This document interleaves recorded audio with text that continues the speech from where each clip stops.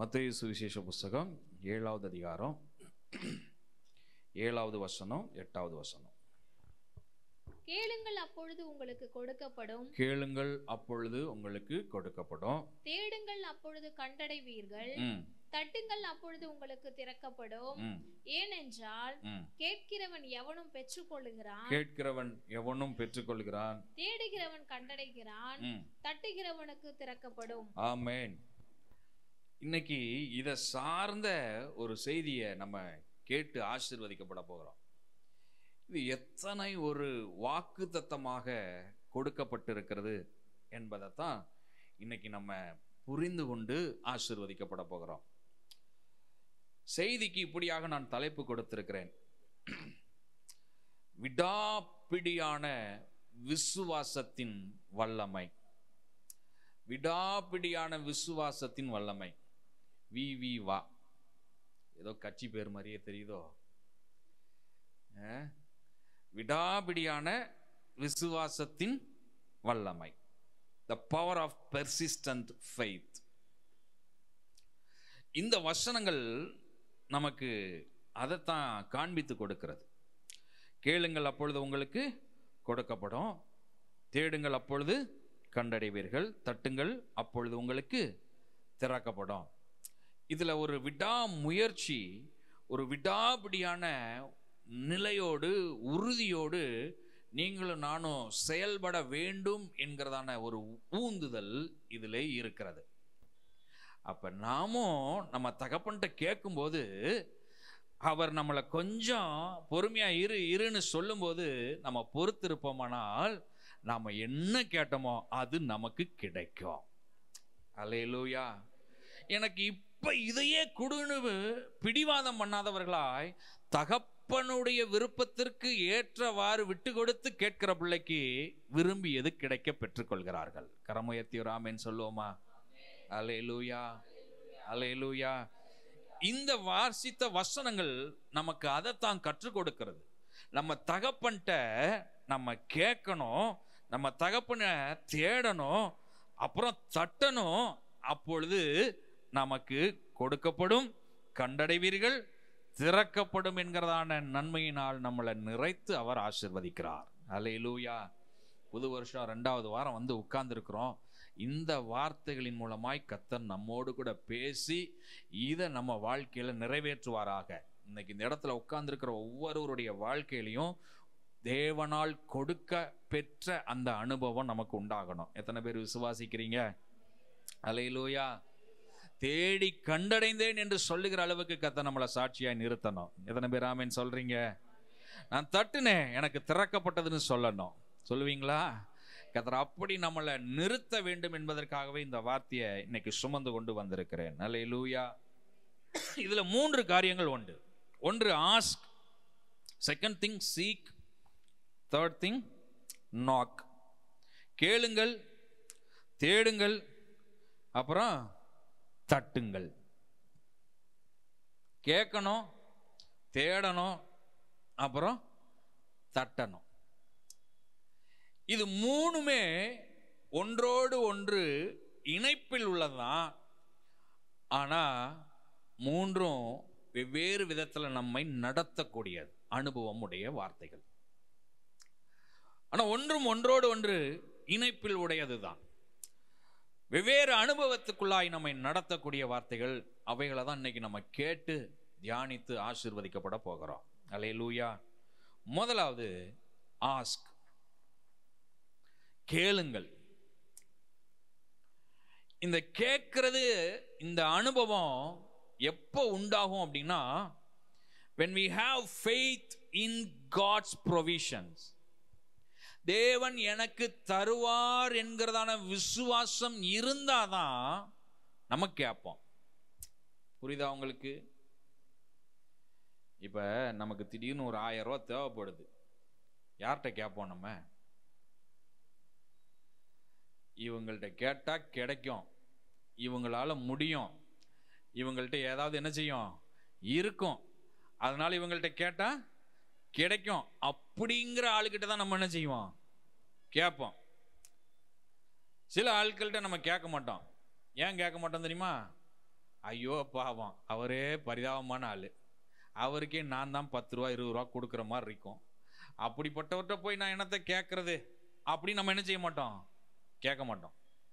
அப்ப கேட்கறது கூட நம்ம அவர் மேல நம்பிக்கை வச்சு அவர்கிட்ட இருக்கு, அவர் தருவார், அவரால் முடியும் அப்படிங்கிறதுனால தான் என்ன செய்யறோம், கேட்கிறோம். ஸோ இப்ப இங்கேயுமே வசனம் சொல்லுது, கேளுங்கள் அப்பொழுது கொடுக்கப்படும். இந்த கேட்கிற அனுபவமே, when we have faith in God's provision we ask. தேவன் எனக்கு தருவார் என்கிற விசுவாசம் யாருக்கு உண்டோ அவர்களால் மாத்திரம்தான் கேட்க முடியும். அல்லேலூயா. தேவன் எனக்கு தருவார், நிச்சயம் எனக்கு அற்புதம் செய்வார், நான் கேட்பதை பெற்றுக்கொள்வேன் என்கிற விசுவாசம் இல்லைன்னா நம்ம ஒரு இடத்துல என்ன செய்ய மாட்டோம், கேட்க மாட்டோம். அப்ப இந்த கால வேளையில கேளுங்கள் அப்படிங்கிற இந்த காரியம் நம்மளை எதற்குள்ளாய் நடத்துது அப்படின்னா, அவர் மேல வச்சிருக்கிற விசுவாசத்துல நம்மளை நடத்துது. அவரால் எனக்கு கொடுக்க முடியும், அவர் எனக்கு செய்வார், அவர் எனக்கு கொடுப்பார் என்கிறதான அந்த விசுவாசத்தின் அனுபவத்துக்குள்ள நம்மளை என்ன செய்யுது, நடத்துது. அல்லேலூயா, அல்லேலூயா. சார், நிறைய பேருக்கு இந்த கேட்கிற அனுபவமே கிடையாது. புரியுதா உங்களுக்கு? கேட்கிற அனுபவங்கிறது இட்ஸ் a conversational relationship. தேவனோடு உரையாடுகிற அனுபவத்தை கொண்டது, தேவனோடு பேசுகிற அனுபவத்தில் வரக்கூடிய ஒன்று. தேவனோடு பேசுகிற அனுபவம் எத்தனை பேருக்கு இருக்கு? இருக்கா? தேவனோடு பேசினாதான் கேட்க முடியும், பேசலன்னா என்ன செய்ய முடியாது, கேட்க முடியாது. அப்ப தேவனோடு பேசுகிற அனுபவம் இல்லாத ஒரு ஆளுக்கு அவர் எனக்கு கொடுக்கணுங்கிற எதிர்பார்ப்பும் என்ன செய்யக்கூடாது, இருக்கக்கூடாது. அப்ப தேவனோடு பேசுகிற உரையாடுகிற அனுபவம் ரொம்ப முக்கியம். இப்ப நம்மகிட்ட கூட சிலர் பாருங்க, பேசவே மாட்டாங்க, கண்டும் காணாதவர்களை போல மூஞ்ச திருப்பிக்கிட்டு நம்ம யாரோ அவங்க யாரோ, பட் ஆனால் நம்ம இருக்கிற இடத்துல தான் இருப்பாங்க, நம்மளை சுற்றி தான் வருவாங்க போவாங்க, ஆனாலும் பேச மாட்டாங்க. இதனால் என்ன பிரயோஜனம்? கிடைக்க வேண்டிய நன்மையை இழந்துதான் போவார்கள். புரியுதா உங்களுக்கு?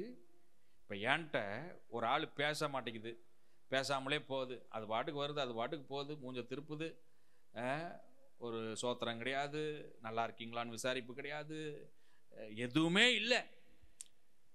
அப்படிப்பட்ட ஒரு நபருக்கு பாஸ்டரால கிடைக்கிற ஆசீர்வாதங்கள் கிடைக்குமா? சொல்லுங்க, கிடைக்கவே கிடைக்காது.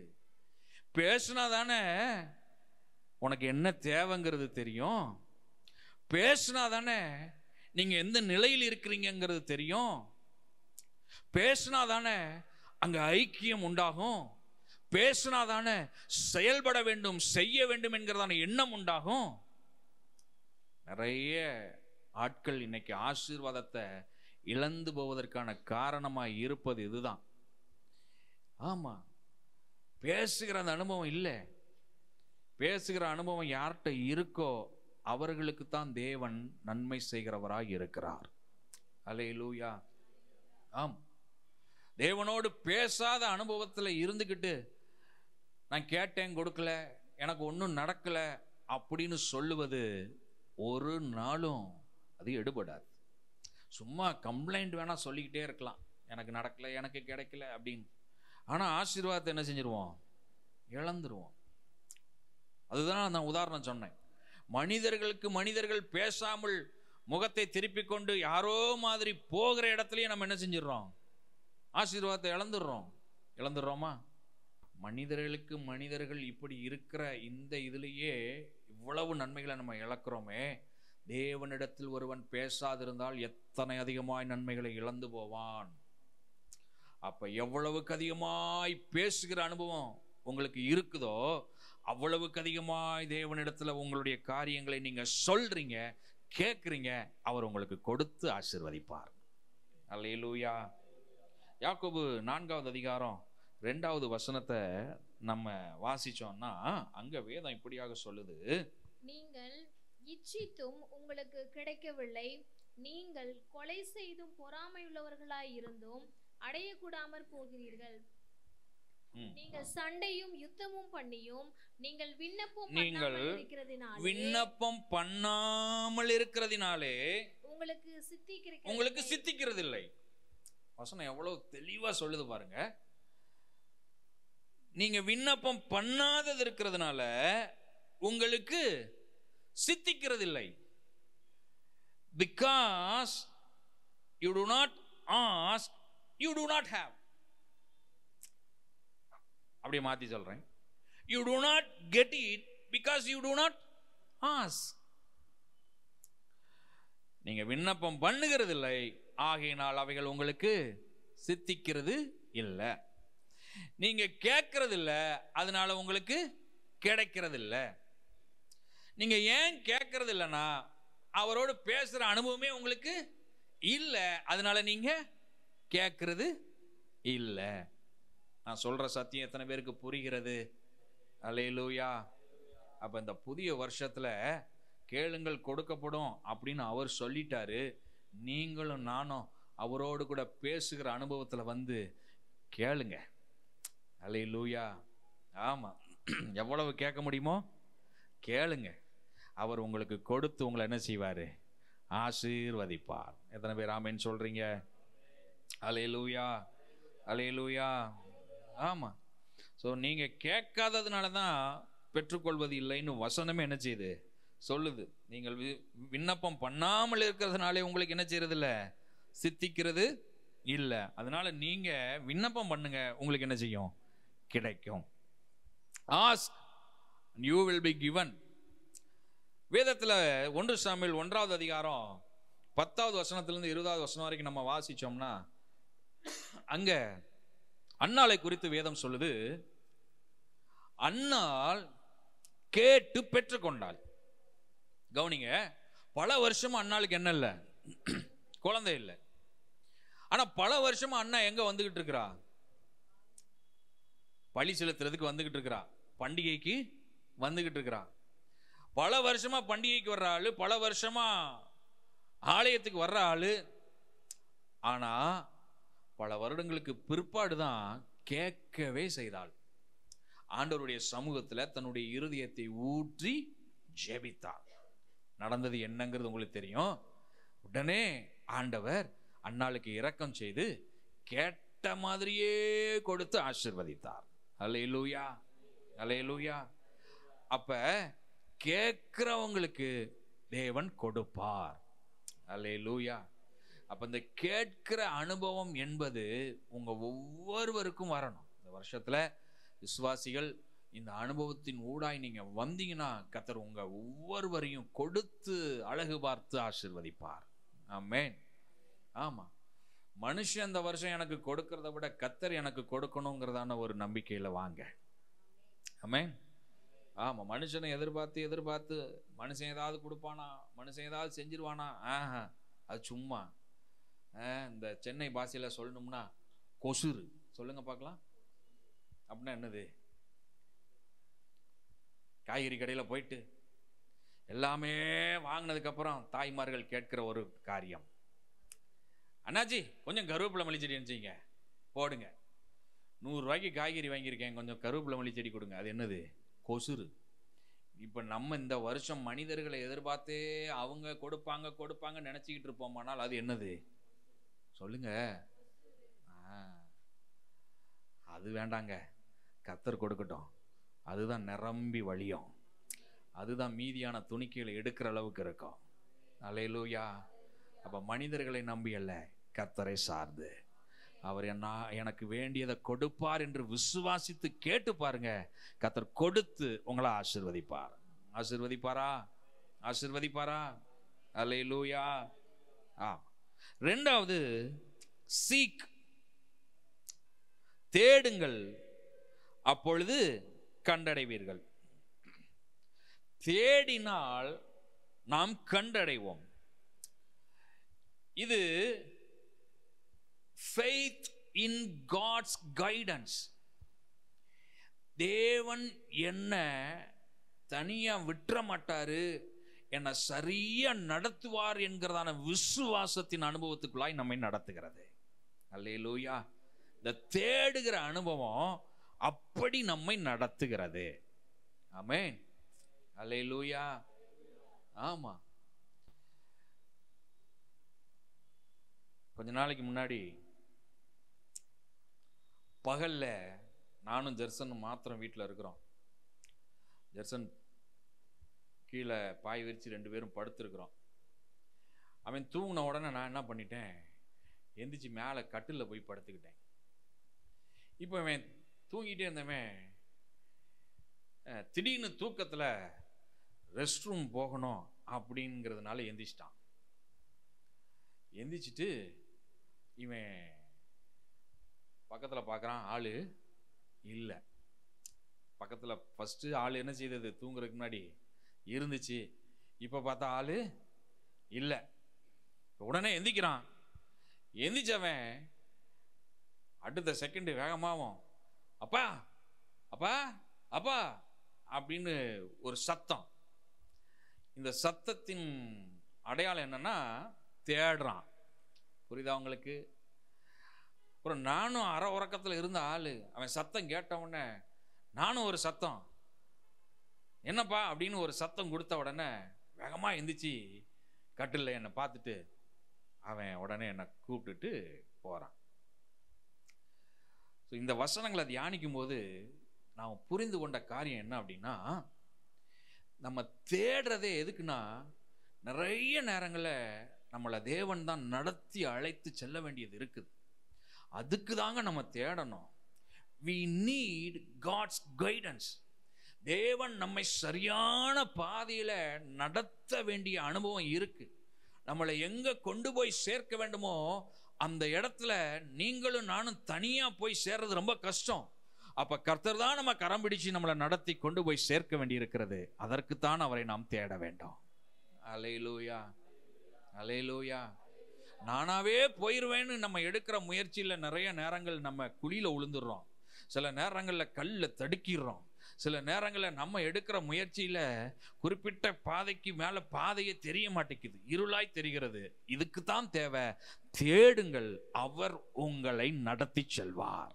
அல்லேலூயா. அப்ப தேடும்போது அவரை நம்ம பார்த்துடுறோம். தேடும்போது அவருடைய கரத்தை பார்த்துடுறோம். அந்த கரத்தை பார்த்த உடனே பிடிச்சுக்கிறோம், அவர் நம்மளை கூட்டிட்டு போறாரு. அல்லேலூயா. அப்ப தேடுங்கள் கண்டடைவீர் என்று சொல்லுவதே நம்ம ஆண்டவர் என்னை நடத்துவார் என்று அவர் மீது விசுவாசம் வைத்திருக்கிறதான அந்த அனுபவத்தின் ஊடாய் நம்மை நடத்துகிறது. ஒரு வசனத்தை வாசிக்கலாம். எரேமியாவின் தீர்க்கதரிசன புத்தகம் 29வது அதிகாரம் 13வது வசனம். உங்கள் முழு இருதயத்தோடும் என்னை தேடுவீர்களானால் என்னை தேடுகையில் கண்டுபிடிப்பீர்கள். என்னை தேடுகையில் கண்டுபிடிப்பீர்கள். ஆண்டவர் சொல்றாரு, முழு இருதயத்தோடு என்னை தேடுங்க, அப்ப நீங்க என்ன செய்வீங்க, கண்டுபிடிப்பீங்க. நீங்க அப்படியே புதிய ஏற்பாட்டுக்கு வந்தீங்கன்னா அங்க ஒரு மனிதன் இயேசுவை தேடி வந்தான். அவனை குறித்து வேதம் சொல்லுது. யாரு? சகேயு என்கிறதான ஒரு ஆயக்காரன், உள்ளமான மனிதன், ஆயக்காரன், ஜனங்களாலே பாவி என்கிறதான பெயரை பெற்றவன். ஏன்னா வரி வசூலிக்கிறவன் பாருங்க, இவன் கொஞ்சம் ஏமாத்தியெல்லாம் வரியை வசூலிச்சு வச்சிருந்தான். ஜனங்கள் மீது நிறைய வரியை போட்டு எல்லாத்தையும் பிடுங்கி வச்சிருந்தான். நான் நினைக்கிறேன் அப்பயே இவன் நிறைய ஜிஎஸ்டி, எஸ்ஜிஎஸ்டி, எல்லா ஜிஎஸ்டி விதியெல்லாம் போட்டு வாங்கி வச்சிருப்பான் போல தெரியுது. அதனால ஜனங்கள் இவனுக்கு கொடுத்த பேர் என்னது? பாவியான மனுஷன். இப்ப இவனுக்குள்ள ஒரு எண்ணம் வருது, என்னன்னா இயேசு எப்படிப்பட்டவர் என்று. அதனால பாருங்க, வகை தேடினான் என்று வேதம் சொல்லுது. அது அவர் எப்படிப்பட்டவர் என்று தேடும்படி, காணும்படி, அதற்காக என்ன வேணாலும் செய்வேங்கிறதான முயற்சியில இறங்குறான்.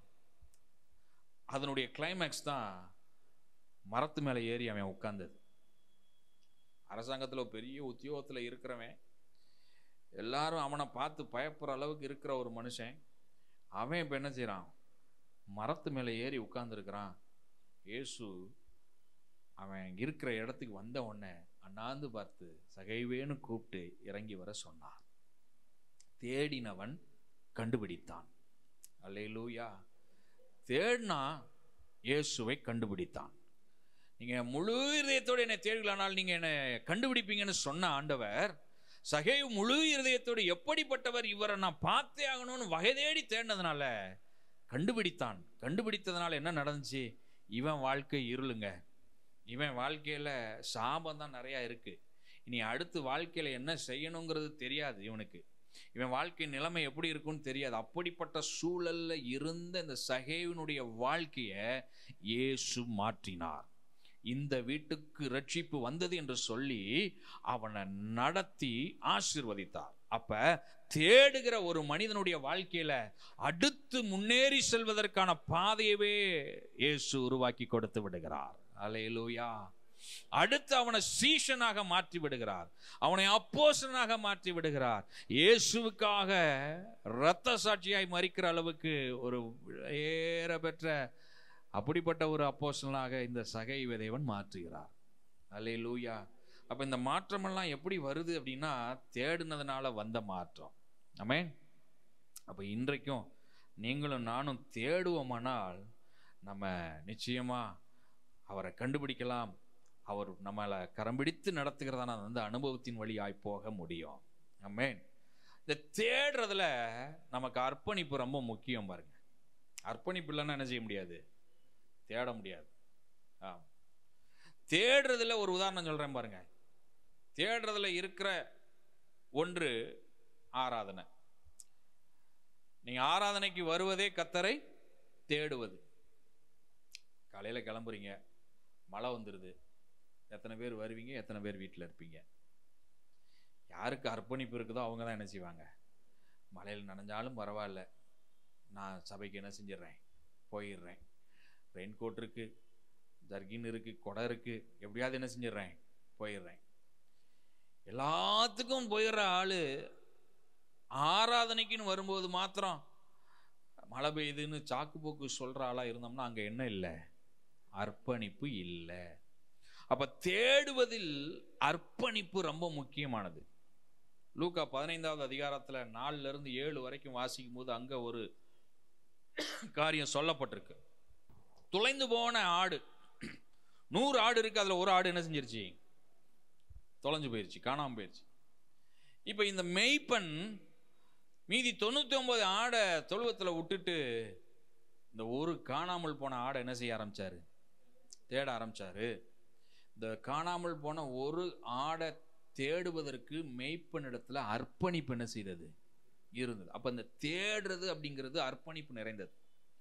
99 ஆடு, ஐயோ அதை விட்டுட்டு போனா அதுல 2 ஓடிச்சுன்னா என்ன பண்றது அப்படின்னு மெய்ப்பன் நினைக்கல.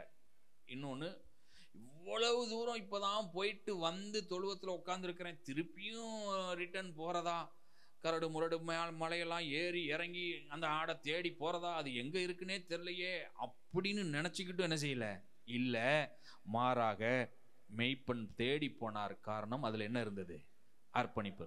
அப்ப தேடுவதில் அர்ப்பணிப்பு ரொம்ப முக்கியமானது. இன்றைக்கு கர்த்தர் நம்ம ஒவ்வொருவரிடத்திலையும் அதை எதிர்பார்க்கிறார். தேடுங்கள் அப்பொழுது கண்டடைவீர்கள். எப்படி தேடணும்?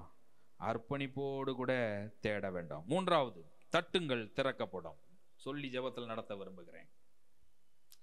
நாக், தட்டுங்கள் திறக்கப்படும்.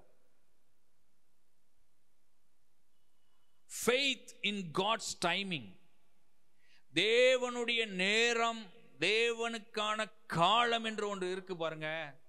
அதன் மீது நம்ம விசுவாசம் வைப்பதற்கான அனுபவத்திற்குள்ளாய் நம்மை நடத்துகிறது. நம்ம எப்பயுமே நம்ம நேரம், நம்ம காலம் இதையே தான் யோசிப்போம். அதனால பாருங்க, உடனே நடந்துடணும், அது ஒரு இந்த படபடப்புலயே இருப்போம். இல்ல, தேவன் உங்களுக்குன்னு ஒரு டைம் வச்சிருக்கிறார். அந்த காலம் வரும்போது தேவன் அவைகளை செய்வார். இந்த அனுபவத்தை தட்டுங்கள் திறக்கப்படும் என்கிற வாக்கியம் நமக்கு காண்பித்து கொடுக்கிறது. ஒரு வீட்டுக்கு போறோம், டோரை தட்டுறோம். இப்ப காலிங் பெல் இருக்கு, காலிங் பெல் அடிக்கிறோம். என்ன செய்வோம் சொல்லுங்க? until they come and open we wait. அவர்கள் வந்து கதவை திறந்து நமக்கு வாங்கன்னு சொல்ற வரைக்கும் நம்ம என்ன செஞ்சிட்டு இருப்போம்? வெளியே வெயிட் பண்ணிட்டு இருப்போம். தட்டுன மாத்திரத்துல கதவை உடைச்சிட்டு போயிடுவோமா? 2 தட்டு தட்டிட்டு கதவை உடைச்சு உள்ள போயிடுவோமா? போக மாட்டோம். தட்டிட்டு அவங்க வந்து திறக்கிற வரைக்கும் என்ன செய்வோம்? வெயிட் பண்ணுவோம். இதே தாங்க, தட்டுங்கள், தேவன் திறக்கும் வரை காத்திருங்கள். அல்லேலூயா. ஆமா, தட்டுங்கள் திறக்கப்படும் என்று சொல்லுவது தேவனுக்கான நேரம் வரும்போது அவர் திறப்பார் பாருங்க, அது வரைக்கும் நம்ம காத்திருக்க வேண்டும் என்பதை நமக்கு சொல்லி கொடுக்கிறது. நிறைய நேரங்கள்ல நம்ம ஆண்டவர்கிட்ட தட்டுன உடனே எனக்கு எல்லாம் திறந்துடணும் அப்படின்னு நம்ம நினைக்கிறோம். இல்லைங்க, உங்களுக்கு சிறப்பானதை செய்யும்படி அவர் உங்களுக்கான நேரத்தை வச்சிருக்கிறார். அந்த நேரம் வரைக்கும் நீங்க அமைதியா வெயிட் பண்ணுங்க, அவர் உங்களுக்கு திறப்பார். அல்லேலூயா. அடைக்கப்பட்ட கதவுகள் திறக்கும், வாசல்கள் திறக்கும். நானும் நீங்களும் செய்ய வேண்டியது தட்டணும். தட்டிட்டு வெயிட் பண்ணுவோம், அவர் திறப்பார். அல்லேலூயா. தட்டிட்டு நம்ம வெயிட் பண்ணோம்னா அவர் நமக்கு திறப்பார். அல்லேலூயா. ஒரு தடவை தட்டிட்டு விட்டுறாதீங்க, தட்டிக்கிட்டே இருங்க, அவர் திறப்பார். அல்லேலூயா. அல்லேலூயா. அப்ப 3 காரியங்களை நம்ம தியானிச்சிருக்கிறோம். 1, கேளுங்கள் அப்பொழுது கொடுக்கப்படும். அது தேவனுடைய ப்ரொவிஷன்ல நம்ம வைக்கிற விசுவாசத்தை நமக்கு காட்டுகிறது. 2வது, தேடுங்கள் கண்டடைவீர்கள். அது ஆண்டவர் நம்மளை நடத்தி செல்லுகிற அவருடைய அந்த நடத்துதல் மீது விசுவாசம் வைப்பது. 3வது, நாக், தட்டுங்கள் திறக்கப்படும். அது தேவனுக்கான நேரத்தில் அவர் எனக்கு திறப்பார் என்று சொல்லி அதன் மீது விசுவாசம் வைக்கிற அனுபவத்தின் ஊடாய் நம்மை நடத்துகிறது. அல்லேலூயா.